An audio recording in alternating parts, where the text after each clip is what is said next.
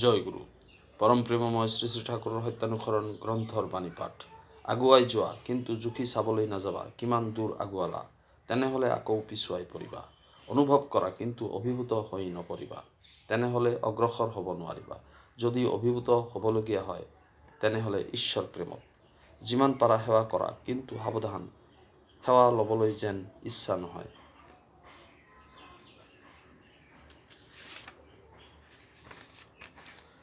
অনুৰোধ কৰা কিন্তু হুকুম কৰিবলৈ নাযাবা। কেতিয়াও নিন্দা নকৰিবা কিন্তু অসত্যৰ প্ৰশ্ৰয় নিদিবা। ধীৰ হোৱা সেইবুলি অলস দীৰ্ঘসূত্ৰী হৈ নপৰিবা।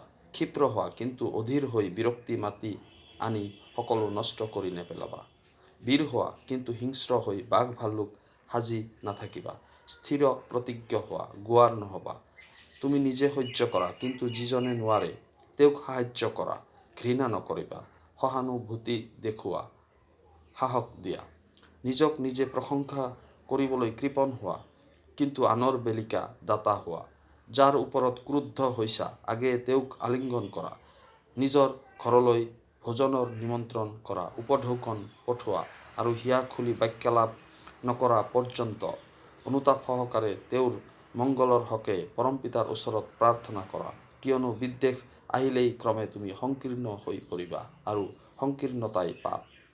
যদি কোনোবাই তোমাৰ কেতিয়াবা অন্যায় কৰে আৰু একান্তই তাৰ প্ৰতিশোধ ল'বলগীয়া হয়, তেনেহ'লে তুমি তেওঁৰ লগত এনে ব্যৱহাৰ কৰিবা যাতে তেওঁ অনুতপ্ত হয়।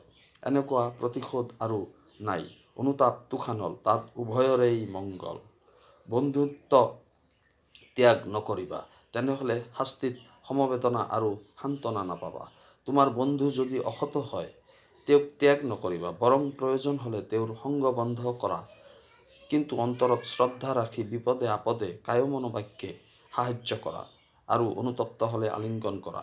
তোমাৰ বন্ধু যদি কুপথে যায় আৰু তুমি যদি তেওঁক উভতাই আনিবলৈ চেষ্টা নকৰা বা ত্যাগ কৰা, তাৰ শাস্তিয়ে তোমাকো ত্যাগ নকৰিব। বন্ধুৰ কুৎসা ৰটনা নকৰিবা বা কোনো প্ৰকাৰে আনৰ আগত নিন্দা নকৰিবা, কিন্তু সেই বুলি তেওঁৰ ওচৰত তেওঁৰ কোনো বেয়াৰ প্ৰশ্ৰয় নিদিবা। বন্ধুৰ ওচৰত উদ্ধত নহবা কিন্তু প্ৰেমৰ সহিত অভিমানেৰে তেওঁক শাসন কৰা।